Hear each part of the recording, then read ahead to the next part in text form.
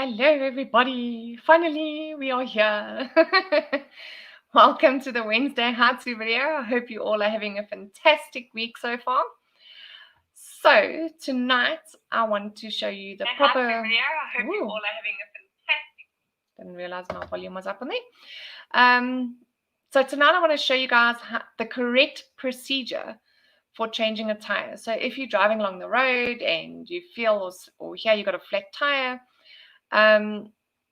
what you would do from there. Okay, just be careful with obviously safety issues and things like that. Like make sure you're in a safe place, common logic, if somebody tells you that you have a flat tire, just make sure that if you don't notice any difference in your vehicle, just make sure that you stop somewhere safe to check, because that is a hijack ploy as well. So if somebody told you that you have a flat tire, please make sure you stop in a safe place to check. Okay, but otherwise, I'm going to share my screen and I will show you guys the video this we made today.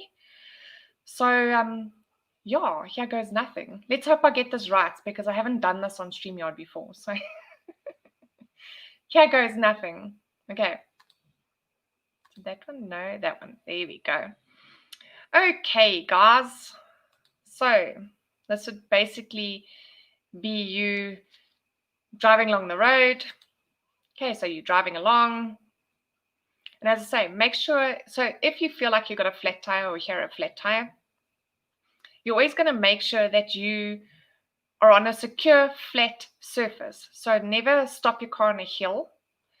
Okay. Make sure that your handbrake is always pulled up. Turn off your vehicle. Climb out your vehicle, obviously. Okay. But now you guys would make sure your windows are closed and, all of that sort of thing. Make sure you have your keys. So there you can see he's walking around his vehicle. He's checking around his vehicle, making sure everything is safe.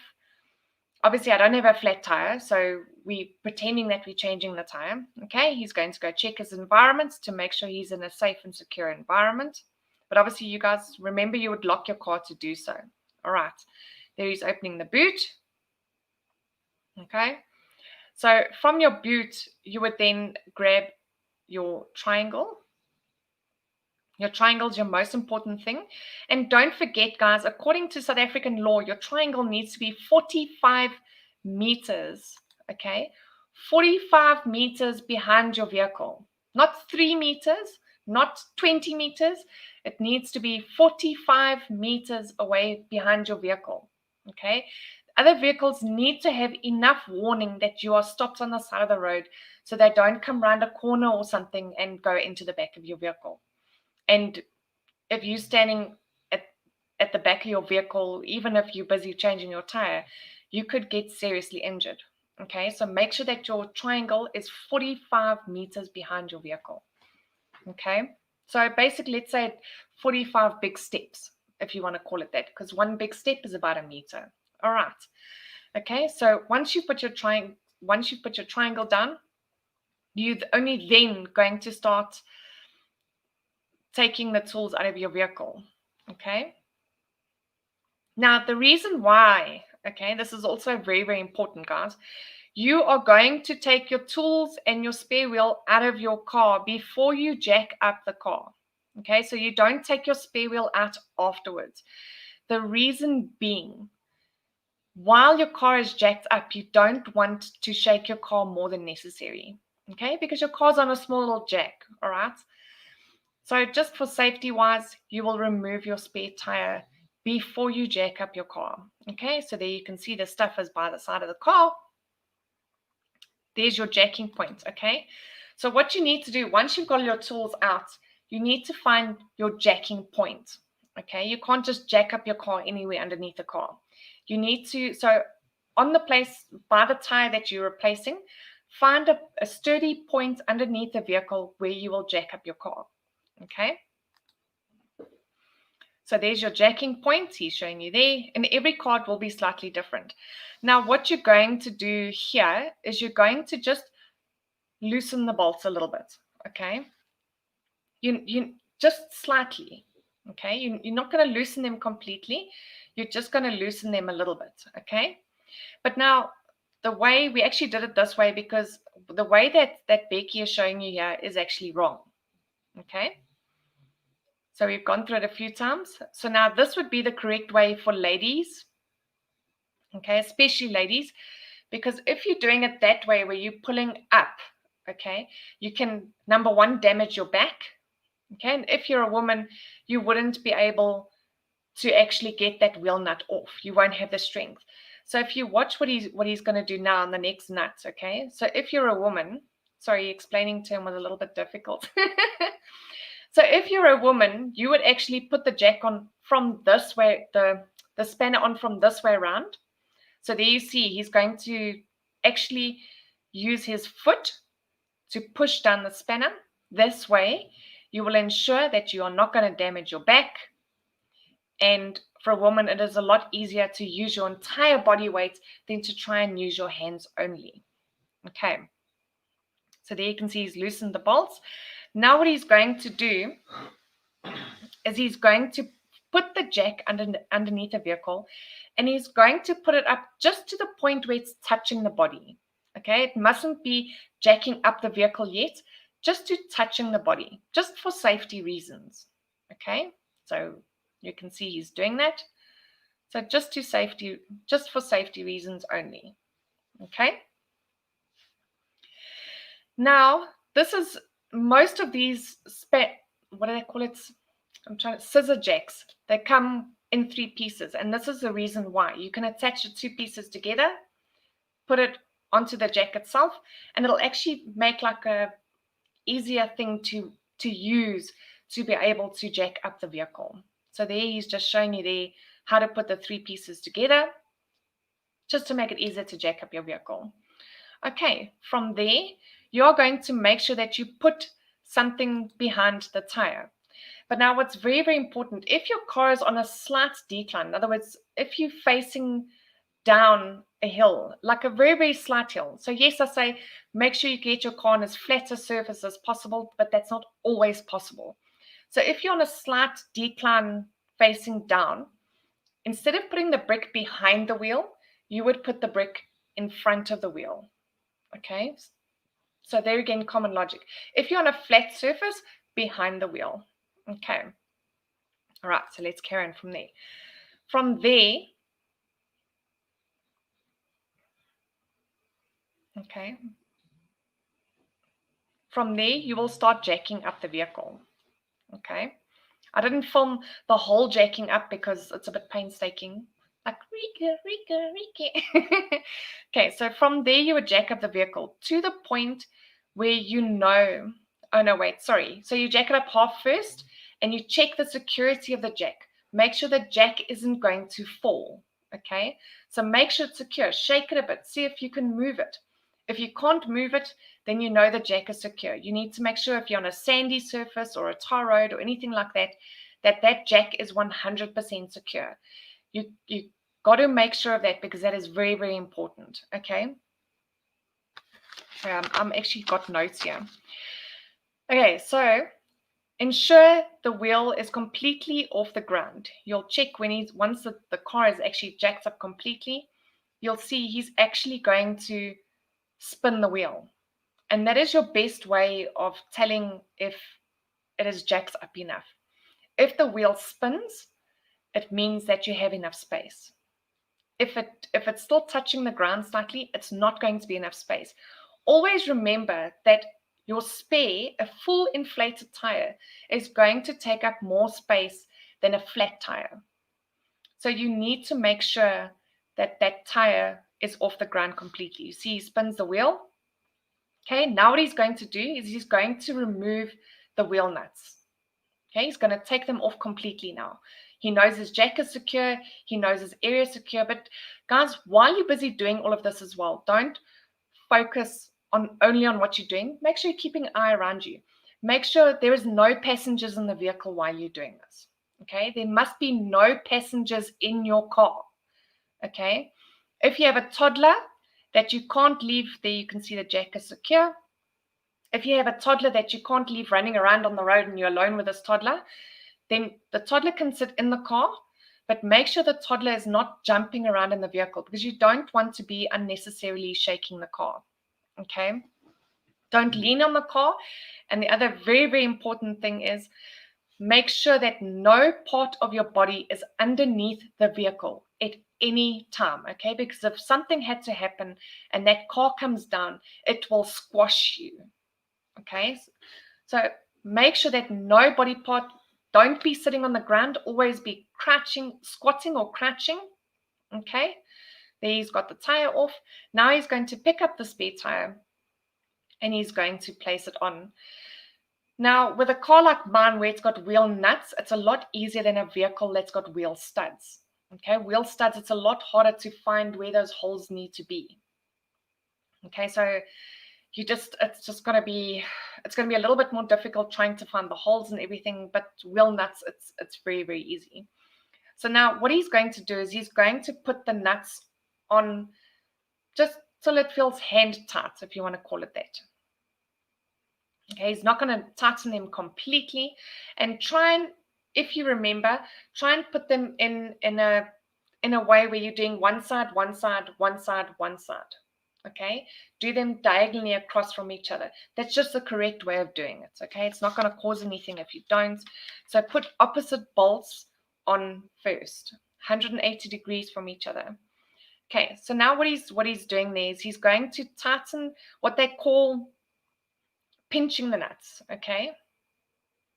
I think that's the right term that they call it. Okay, so you're going to literally tighten the bolts to the point where till the wheel starts turning. So it's still not extremely tight yet, just to the point where the wheel starts moving, okay? This now, it's showing you where we put that brick behind the wheel.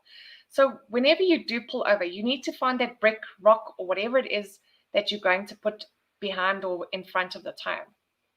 Now, if you have a look at that brick, and I specifically took this picture, look at the load that the vehicle is putting on the brick. You can actually see that the brick is actually standing at an angle.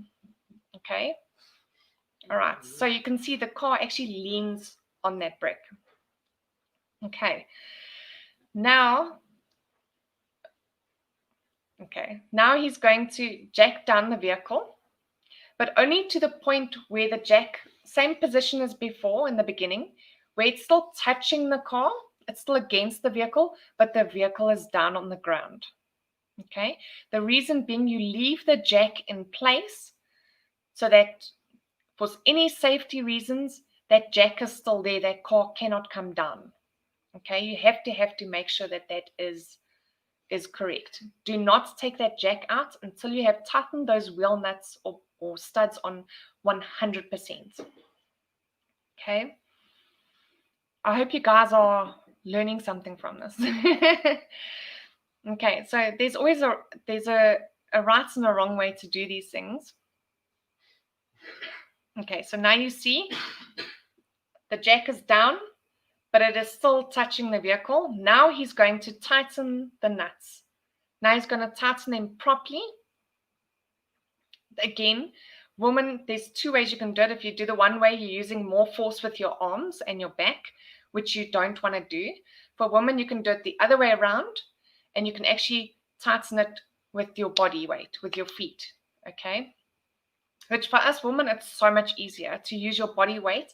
So if you put the spanner on and you realize that it's not to tighten, it's not going down, it's going up, then you need to change sides, okay?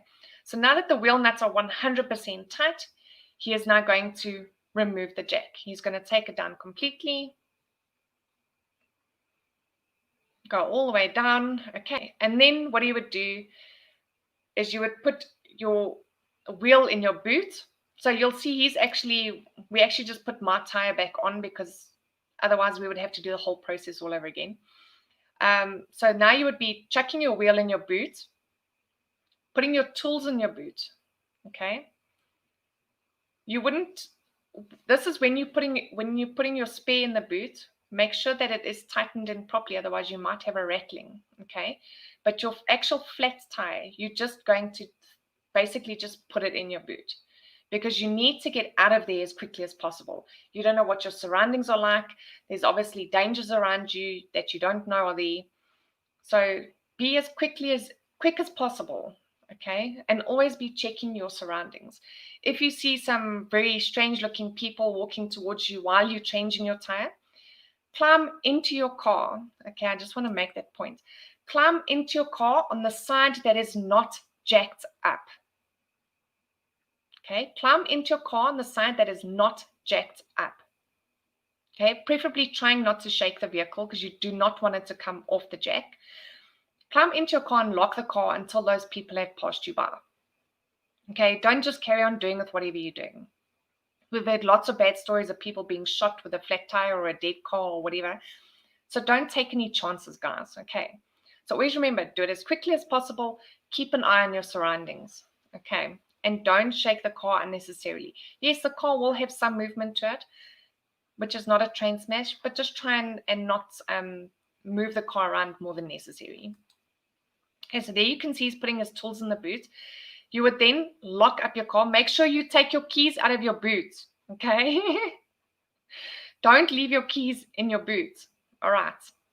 So now he's going to go fetch the triangle. Okay, that also goes back in the boot. And then remember to move your chuck, which is your rock or brick or whatever it is that you've put behind the tire. Don't forget to move that, otherwise, because you can't leave that lying in the middle of the road.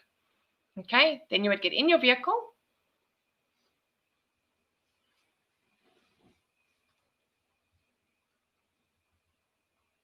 Okay, so he's checking, making sure everything's 100% before he gets in, making sure he doesn't see anything that looks wrong, gets in the vehicle, and you are done.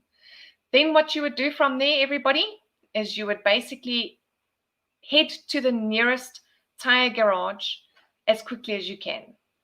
Okay, there he's going to say, cheers, shop everybody. And he's waving goodbye, old wonderful Becky, and you would be on your way. Okay, but like I say, guys, make sure that you head to your nearest tire garage and get that tire either fixed or replaced, whichever it needs.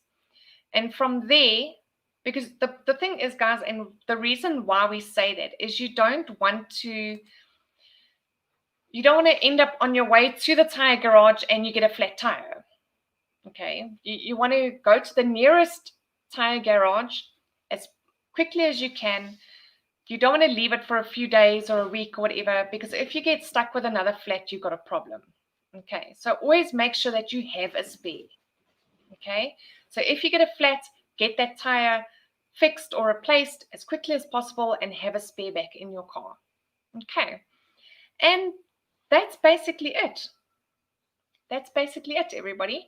Always remember safety first. So again, no passengers in the vehicle while you are changing your tire. Nobody must be leaning against the car or moving it unnecessarily. Okay, just be safe, guys. Okay, you can't. Yeah, Javier Roo says he has a crucial step. What step would you like to add, Javier Roo? This is just basic steps, guys. It's not a whole complete in-depth thing. This is just a basic idea. Okay, the Bruce said, I would say for women to get a decent jack if you can afford it. Well, if you can afford it, 9 times out of 10, the jack that you get with your vehicle is decent enough for that vehicle. Obviously, if you've got a heavier, like a Fortuna or something like that, that little tiny scissor jack ain't going to work. But the jack that you get with your Toyota Fortuna should be big enough to be able to lift your vehicle. Okay, so guys, remember, do not be sitting on the ground and have your legs underneath the vehicle. Do not have any body parts underneath the vehicle for safety reasons. Just be safe, guys. Okay, I'm waiting to see if Javier is going to respond with something, because he said he had a crucial step. I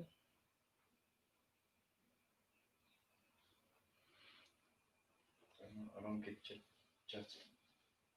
Oh, you're not getting the chats? That's weird. Maybe nobody's chatting. Okay, guys. So that is it. So I hope this, it's just amazing how many people don't know how to correctly change a tire or how to change a tire in total. That's why I thought I'll do this video so that there is something helpful out there for anybody who doesn't know.